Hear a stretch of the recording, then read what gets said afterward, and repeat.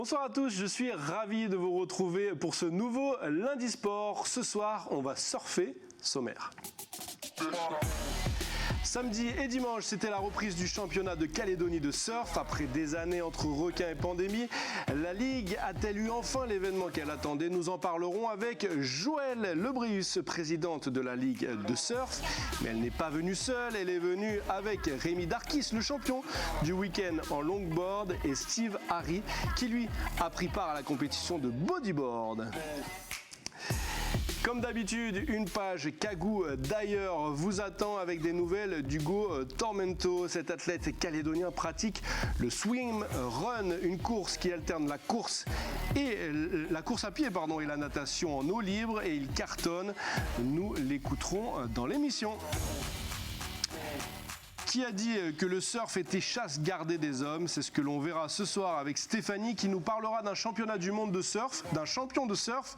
Accrochez-vous, canin. Et oui, même les chiens s'y essayent. Nous verrons également avec elle en fin d'émission que les tisanes font partie de la routine de nombreux sportifs en raison de leurs nombreux bienfaits. Stéphanie nous mettra au défi ce soir d'en goûter, et on verra si les surfeurs sur mon plateau en consomment également. Bonsoir à tous et bonsoir à tous les trois. Bonsoir. Bonsoir. Alors ce week-end, c'était le championnat de surf de Calédonie qui s'est tenu sur 2 journées. Samedi, c'était les épreuves de shortboard et de bodyboard, et le longboard, c'était dimanche. Nous avons assisté à la journée de dimanche, donc du coup vous verrez que des images de longboard, je tiens à le préciser. Joël, première question pour toi. Après 3 années d'arrêt, est-ce que tu peux nous faire un petit bilan de ces 2 jours de compétition? Les 2 jours ont été assez exceptionnels, surtout que il y a eu beaucoup de compétiteurs, il y en avait à peu près une trentaine, donc ça c'était un retour au nombre.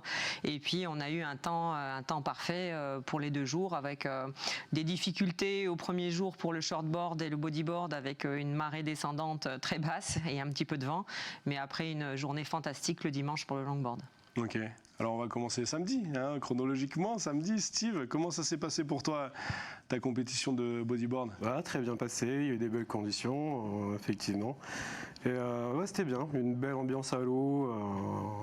C'était parfait, c'était parfait. Ça faisait plaisir de retrouver les compétiteurs, copains? C'est ça. Ouais, ça marche. Et toi, Rémi, pour toi, ça s'est bien passé. tu remportes la compétition en longboard. Ouais. Du coup, quelles ont été tes sensations dimanche sur le plan d'eau? C'était plutôt détendu, c'était vraiment cool de revoir tous les gens que j'avais pas vus en compétition depuis un moment. C'était la petite reprise pour moi. Et puis des bonnes sensations, des petites vagues certes, mais plutôt sympa quand même. Et puis voilà, on a tout donné, chacun s'est amusé. Ok. Qu'est-ce que tu entends par petite vague? Parce que ça va, il y a eu de la vague quand même. On va plutôt dire qu'il n'y avait pas beaucoup de fréquences, quoi. Il fallait attendre assez longtemps, mais quand ça arrivait, c'était plutôt parfait, ouais. Surtout pour longboard. Ok, bon, c'est super, on va parler après des conditions de surf. En tout cas, on va regarder un petit reportage qu'a fait Océane Dacunia. Elle est allée donc du coup dimanche aux épreuves de longboard. Voilà, c'était sur le spot de Guaro. C'est du surf, accrochez-vous, c'est parti.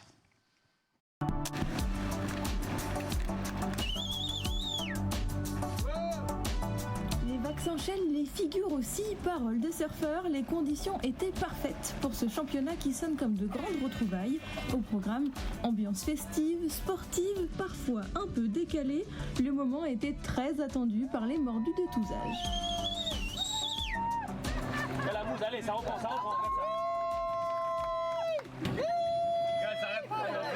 Ça fait la compète. Ah oui. Ah ouais, elle a gagné. Le petit monde du surf retrouve enfin des couleurs. Risque requin, crise Covid, durant 3 ans, aucun événement n'avait pu être organisé. Surtout à Borail, il y a eu des attaques pas loin, et du coup c'est compliqué d'organiser avec ce risque-là, quoi. Ça a repris un peu doucement, et puis ça s'améliore de plus en plus. Il y a de plus en plus de monde qui y viennent. Non, vraiment dès qu'on surfe, on n'y pense plus. Même si on voit des trucs quelquefois, ça nous fait rien, quoi. On est dans le truc, quoi. On essaie de pas y penser, ouais. Sinon ça gâche un peu le plaisir. On ne pense pas, on sait qu'il y en a, on vit avec, et puis voilà, on essaye de passer outre, on est chez eux, donc voilà, on fait avec.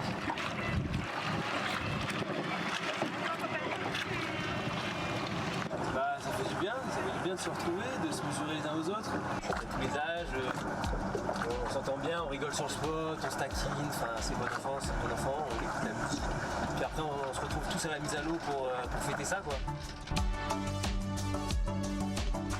Nouveau champion de Calédonie 2022, Rémi Darcis.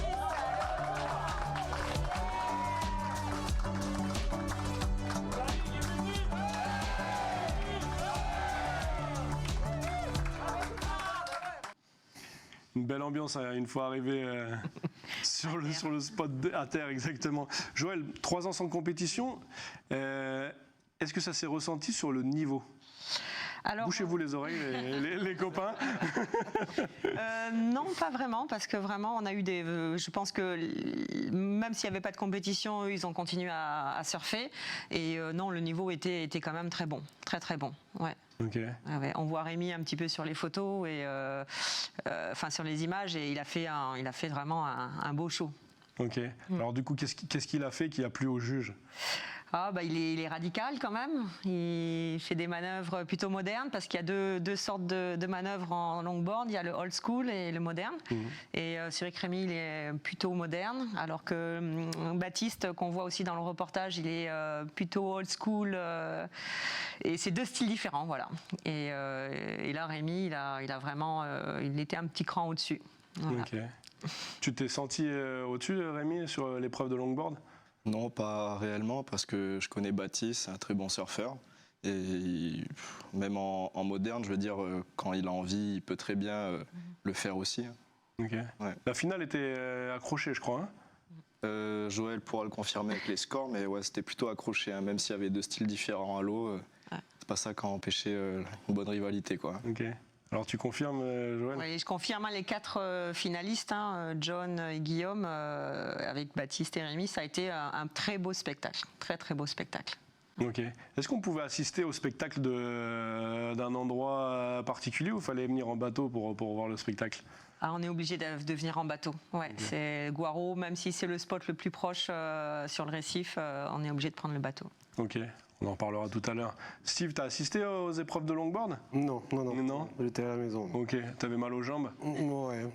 C'est ça. Donc toi, c'était pas Guaro, c'était sur le spot de Secret, c'est ça ? Ouais. Alors du coup, explique-nous un petit peu qu'est-ce qui change, pourquoi voilà, le bodyboard ça se passe à Secret et le longboard à Guaro ? Secret, c'est une vague assez particulière. Déjà, c'est une gauche. Elle est particulièrement, voire très très creuse. Et il faut vraiment être confirmé pour pouvoir aller là-haut, quoi. Ok. Ouais. Donc du coup, toi, tu finis 5e ? C'est ça. Alors du coup, qu'est-ce qui t'a manqué sur cette compétition, Steve ? Je sais pas. Peut-être pas d'entraînement ou vu que c'était la première compète, j'y allais tranquille. À la cool. En mode surfeur. On va dire ça comme ça. Bon, les prochaines, on t'attend sur le podium, Steve. Okay, ça va. Merci à tous les 3. On va retrouver maintenant Stéphanie pour notre rubrique sur les réseaux. Jingle.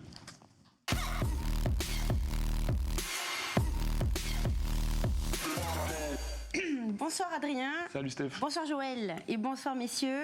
Bonsoir. Alors des surfeurs à 4 pattes, incroyables mais vrais. Donc ça se passe en Californie chaque année au mois d'août.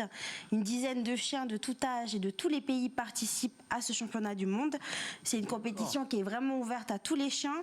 Ils sont classés selon leur taille et répartis donc en plusieurs catégories. C'est une compétition qui se déroule en 3 épreuves. Il y a quand même 3 épreuves. Donc la première épreuve, donc le chien, il surfe tout seul. Vraiment mignon, je trouve. Bon, bien sûr, ils ont des gilets. Ils ne sont pas attachés parce que c'est un peu dangereux de les attacher avec la laisse. La deuxième épreuve, ils sont à 2, donc 2 chiens. Ah ouais. Sur la même planche. Et la troisième, il faut une pyramide. Non, pas du tout. La troisième, c'est avec leur maître. Ah oui, ça c'est sympa. Ça se fait beaucoup en fait. Ouais.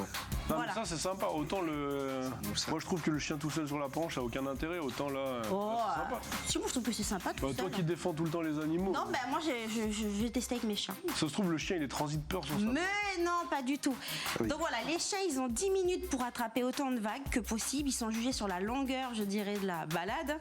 La technique, donc s'ils sont debout, à 4 pattes, assis ou couchés. Sur la confiance aussi, donc c'est pas n'importe quel chien qui peut le faire. Et donc voilà, et la taille des vagues aussi. Donc je trouve que c'est pas mal. Je trouve qu'il a peur là. Il a pas peur. Hein. Bon, pas lui, mais celui d'un côté, oui. Non, Adrien, voyons. En tout cas, je trouve qu'il se débrouille très bien. Mieux que moi. Hein. Ils ont quand même de l'équilibre et tout. Hein. C'est pas mal. Donc une partie des bénéfices de ce championnat en fait est reversée à des associations canines quand même. C'est pas bien. pour rien. Donc ça serait pas mal d'organiser cela, je trouve. Enfin moi en tout cas, je vais tester avec l'un de mes chiens. Il adore l'eau. Donc. Ben, on cherche une organisatrice, ça tombe bien. Ah ben voilà, ben c'est moi en fait. Bah voilà, Steph. Voilà, ben, je vais me rapprocher de vous. Exactement. Voilà. Sur les vagues de Guaro, je sais pas si ça va le faire. Oula non, je pense pas. Hein. Voilà, Merci Steph. c'est moi. Le championnat du monde de surf chien, c'est génial, c'est génial. Bon, retour en Calédonie, j'aimerais qu'on parle de la discipline en Nouvelle-Calédonie. Alors, une question toute bête, il y a combien de pratiquants et combien de licenciés en Nouvelle-Calédonie ? Alors des pratiquants, il y en a beaucoup, Ouais. énormément, j'ai pas de chiffres, hein, mais il y en a vraiment beaucoup sur Nouméa et Bourail. Et des licenciés, on est à 93 licenciés. D'accord. Donc par rapport au nombre de pratiquants, Il y a c'est pas rien du tout, quoi. c'est rien du tout. Ouais. D'accord. Et des clubs, il y en a combien ? Il y a 3 clubs. Donc, Ok. sur Bourail, il y a le Big Banana Surf Club, la SPTT à Nouméa et le PC d'Ambéa. Ok. On attend de revoir le Guaro Surf Club. D'accord. Et vous, les gars, Rémi, pourquoi tu as décidé de te licencier ? Ouais, parce que j'avais envie de reprendre un peu la compétition. Ok. Ça me donnait envie de retrouver ces sensations. C'est un état d'esprit un peu particulier où il faut vraiment se donner. Même si on est en Calédonie, il y a toujours le petit truc où tu as envie d'aller chercher la victoire. Et vu que c'était le club disponible sur Bourail, on y va, quoi. Ok. Et toi, Steve ? Ouais, Pourquoi c'est te juste une licencier ? occasion pour aller surfer au récif. Ouais, Ouais. tout simplement. Ouais, Pour se faire plaisir. Allez, grave. C'est ça. Il y a combien de spots en Nouvelle-Calédonie ? On a parlé de Guaro, de Secret. Il y a quoi d'autre ? Il y a Athénia, il y en a 3 à Athénia, il y a Wano, il y a Fospas, il y a le Phare, il y a Dambéa, Yaté. Yaté, Point d'Imier aussi quand ça rentre. Ça rentre Ouais. bien, ouais. Ok. Pas Widoé, Golfi. Golfi aussi, ouais. Golfi, c'est où ? C'est dans le sud, je ne saurais pas non, dire c'est vers exactement. entre la Foix et Athénia. Ah, voilà. Ah, ok. Et la passe du Cap. Voilà. Et puis il y a des spots aussi à Koumak, Donc en fait, on peut pratiquer le surf partout en Calédonie. en Calédonie. D'accord. Alors par contre, les spots, c'est pas le long de la plage comme on vient de l'évoquer. Il faut avoir un bateau. Oui, tout à fait. C'est la difficulté. C'est Ok. qu'on est, sauf quand il y a de la grosse houle d'ouest-sud-ouest, on peut le pratiquer à la Nera, à Bourail. Ouais. Mais sans ça, il faut effectivement aller jusqu'au récif avec un bateau. Ok. Et donc du coup, est-ce que c'est un frein à la discipline, tu penses ? Alors c'est un frein, alors à la fois un frein, puis à la fois ça permet aussi à ce qu'il y ait peut-être moins de monde sur les spots, je sais pas. Mais ce qu'il y a de sûr, c'est que c'est beaucoup plus difficile du coup d'organiser. Si on avait beaucoup plus de spots de plage, certainement quand on arriverait à avoir plus de monde. Ouais. Donc du coup, Rémi, toi, tu le vois comment ? C'est un frein ou c'est bien parce qu'il n'y a pas beaucoup de monde sur les spots ? C'est un peu mitigé. C'est vrai que quand c'est la compétition, on aimerait bien que ça se développe au taquet, mais Ouais. quand on va surfer pour soi ou avec les amis, on aime bien être tranquille, quoi. Ok. Ouais. Même son de cloche pour toi, hein, Steve ? Bah, vu que le ministre est là, on va lui tenir un petit mot pour refaire la droite magique de la digue Où ça, à Bourail ? à Bourail. Ouais. Ah ouais, c'est une vague mythique. Hein. Et là, pourquoi pas faire des compètes où tout le monde pourrait y assister au bord de plage. Quoi. Au bonhomme de la Roche-Percée, c'est ça ? La Roche, ouais. Du coup, tu dis au ministre de casser la digue. Casser la digue. Bon bah le message est passé s'il nous écoute. Alors du coup les planches de surf ça coûte quand même assez cher. Il faut un bateau. Est-ce que en Calédonie c'est un sport de riche le surf ? Je pense pas, parce qu'une fois qu'on a la planche, après on saute à plusieurs dans les bateaux. Et voilà. Donc on peut s'organiser pour être pour l'essence ou ce genre de choses. Et puis on n'a pas besoin de 50 planches. Hein. Une planche ça suffit aussi. Moi j'ai gardé une planche 25 ans sans en avoir une autre. Donc Ok. voilà. Ok. Est-ce que c'est facile de pratiquer à part il faut un bateau, mais autrement il faut une planche et c'est tout ? Oui, une planche et c'est tout, un peu de wax, un lycra quand il fait chaud, une combi quand il fait froid. Ouais.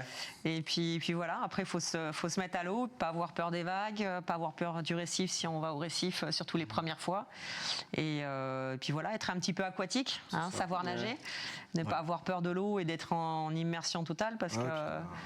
Avant tout, se faire plaisir Et après. puis se faire plaisir après, ouais, parce qu'on peut se faire peur au début. Ouais. Et vous avez commencé comment, les gars? Bah, moi, c'est mon papa qui m'a transmis la passion, qui fait partie des pionniers du surf en Calédonie. Ok. Et il m'a lancé depuis que j'ai 7 ans.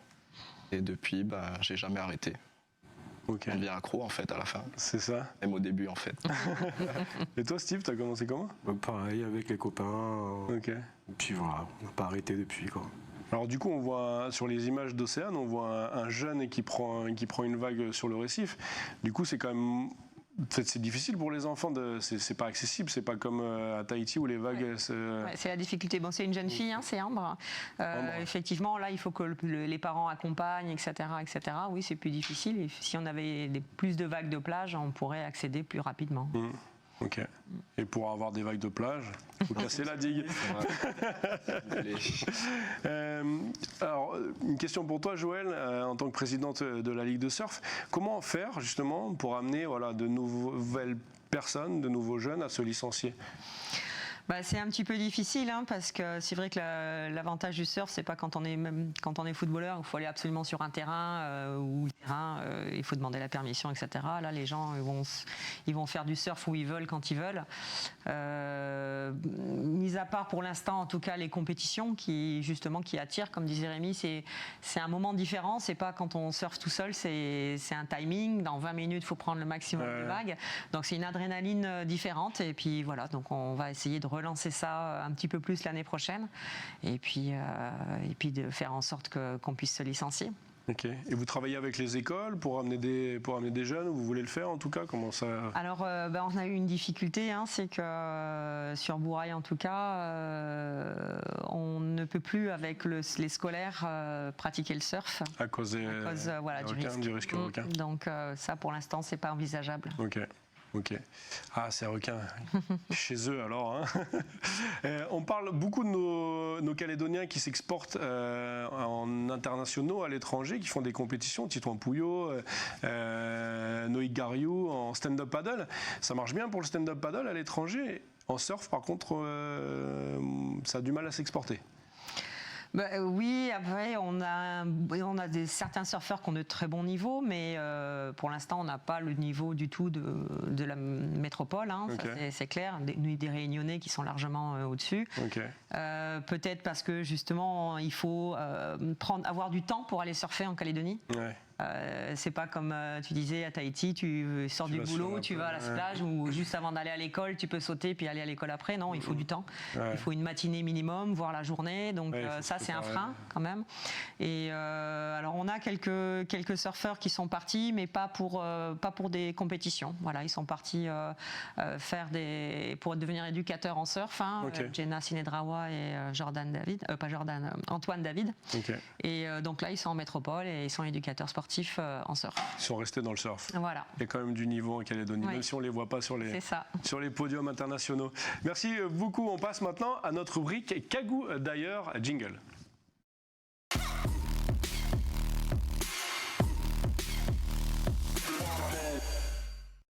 Alors on aurait pu parler de stand-up paddle justement où nos Kagous font encore énormément de médailles aux mondiaux, mais on va parler cette fois de swim run. Hugo Tormento, le licencié de l'Olympique de Nouméa en natation et champion du monde de cette discipline, le swim run.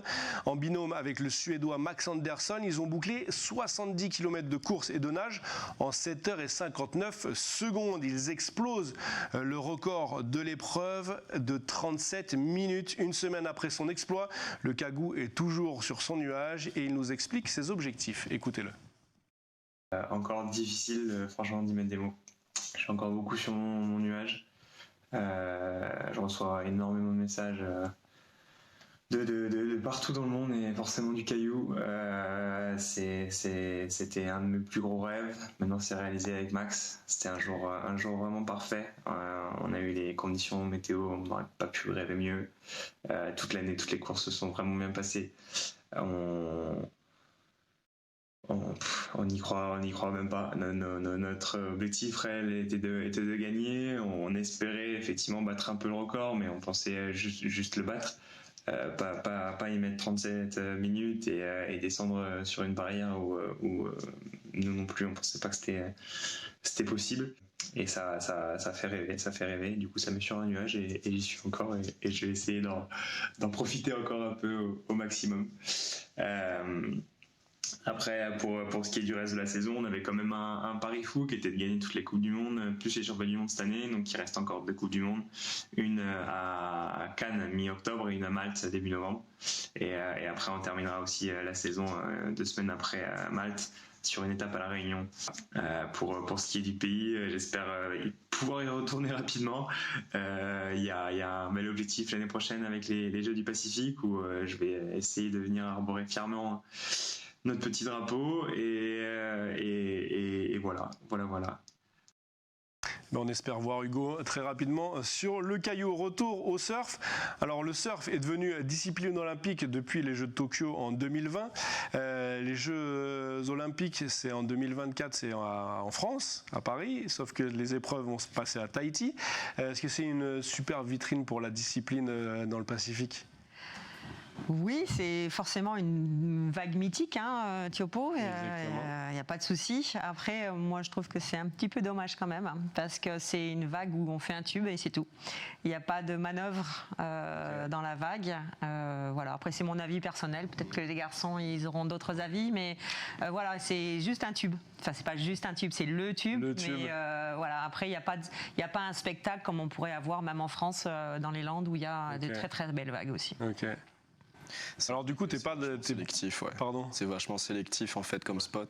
Ouais. C'est pas forcément tout le monde qui a cette technique-là pour sortir de ce tube qui en plus est extrêmement puissant. Donc c'est vrai que peut-être en France, sur leur plage, il y aurait eu plus de spectacles pour tout le monde, quoi, en fait, que tous les compétiteurs soient à l'aise. Ok, vous l'avez surfé ce tube, Théo ? Non, jamais. Et donc du coup, pas trop d'accord avec l'organisation, quoi. Moi, non. Ok. Toi, Steve ? Pas du tout. Ah oui ? Ok. Non, pourtant, on a la droite, là, au bonhomme. T'es bourraillé, toi, non ? Et le fait que le surf rentre comme discipline olympique ? C'est une reconnaissance, que c'est pas juste un sport de loisir ou gablon à cheveux longs. Mais voilà, c'est une reconnaissance. C'est vrai qu'on n'a aucun blond là sur le. C'est une reconnaissance du sportif parce qu'être surfeur à ce niveau-là, à haut niveau, c'est pareil, c'est des sacrifices, c'est des efforts, c'est de l'entraînement, tout comme d'autres sports. Voilà, donc c'est une reconnaissance du sport. Ok. À quand un Kagou champion olympique ? On va croiser les doigts. Jamais. C'est possible ? Tout est possible. Tout est possible. Ça marche. Et ben on a hâte de le rencontrer.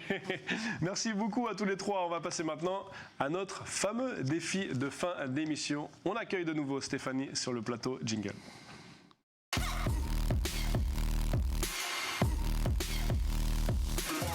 Ah, faut que je sorte le plateau. Oui, puis il y a mes plans. On voit les plans dedans. Ah ouais, d'accord. Je crois que c'est plus tiède, mais c'est pas grave. Donc du coup. C'est froid, c'est pas grave. Alors, donc là vous avez, donc il y en a que deux, il y a 2 verres. Donc en fait, le premier verre, en fait, c'est une tisane qu'il faut déguster avant, je dirais, et pendant l'effort physique. D'accord. Donc, du coup, comme ça, je fais la distribution. Ça je passe. Voilà. Et Adrien, tu me prends le tien. C'est là ? Vous goûtez, oui, c'est là. D'accord. Et vous me dites, ça vous fait penser à quoi ? Faut qu'on trouve quoi, les saveurs ? Oui, bah oui. C'est des plantes. Je sens rien du tout. Bah, tu dois goûter. Alors. Je sens pas grand-chose. Vous me dites si vous avez. C'est bon. Il y a de l'eau. Oui, bah c'est sûr qu'il y a de l'eau, Adrien. Alors, donc je vous donne la réponse. De l'eau de Guaro, ça va? Donc il s'agit de thé vert. Oui. Alors le thé vert qui est riche en caféine, donc c'est bon, ça va vous donner l'énergie avant de commencer. Impeccable. Voilà. Avant de dormir. Et puis, oui, c'est sûr, il ne faut pas prendre avant de dormir. Ah bon, c'est pas grave. Hein. À part ce soir. Voilà, c'est exceptionnel là. Et puis ça stimule aussi, il faut savoir le fonctionnement des reins. Donc ça permet d'éliminer pendant l'effort physique les toxines qui se sont accumulées. D'accord. Donc on enchaîne. pour les sportifs, le thé vert, c'est très bon. Donc thé vert. C'est pas mauvais. D'accord. Sauf avant de dormir. Hein. Donc on enchaîne, donc je récupère. Allez. Tac. Allez. Ah, c'est bien, il y en a qui ont tout bu. Hein. Grave. Adrien, toi aussi t'as tout bu? Bah oui. On avait soif. Allez, c'est parti. Ça c'est le deuxième. C'est plutôt à boire après l'effort. Gingembre. Effectivement, il y a du gingembre. Donc on va dire que il y a plusieurs plantes. Il y a cannelle aussi. Il y a la cannelle, oui. Il y a plusieurs plantes en fait qu'on utilise en Ayurveda, donc la médecine traditionnelle indienne. En quoi? Et donc l'Ayurveda, médecine traditionnelle indienne. D'accord. Et du coup, ces plantes permettent vraiment de se détendre en fait, voilà. Après un effort physique. Donc il y a du gingembre, c'est vrai, il y a de la cannelle. Le reste c'est peut-être un peu compliqué. Il y a aussi des racines de réglisse, de l'orange, de la camomille, du poivre noir et des clous de girofle. Et t'espérais qu'on trouve tout ça? Bah, vous avez trouvé tout déjà, c'est déjà pas mal. C'est vrai que c'est pas Et mal. tout ça, ça vous aidera donc bien sûr à récupérer en douceur après un effort. Donc ça, je pense que c'est bon de boire le soir. Rémi, il faut que tu finisses ton verre. Ça y est, j'ai terminé. Comme ça, tu Donc vas bien voilà. récupérer. Cool, au top. Est-ce que tu peux rappeler le nom de cette médecine indienne? Ayurveda, Ayurveda. Donc le thé vert avant l'effort, pendant l'effort, voilà. pour donner un petit coup de boost. Et puis après le Après, pour se détendre, les muscles, gingembre, orange, réglisse, tout ça. camomille, cannelle aussi. Eh ben, je On vais sent aller- bien la cannelle, je crois, Impeccable, je vais aller hein. dormir. Ouais, on sent bien la cannelle. Ouais. Ça marche. Merci beaucoup, Stéphanie. C'est moi. Merci beaucoup à tous les trois d'être venus sur le plateau de Lundi Sport et d'avoir parlé de surf. Ça fait longtemps qu'on voulait le faire et ça y est, on l'a fait. Enfin, de longboard. On a beaucoup parlé de longboard. Steve, on te réinvitera pour le bodyboard. La semaine prochaine, tirage. Retenez bien la date. La semaine prochaine, tirage en direct des demi-finales de la Coupe de Calédonie. Pardon. Et nous ferons l'émission entière sur la suite de la Coupe de Calédonie. Voilà. Tata la bande et à la semaine prochaine. Tata. Cool.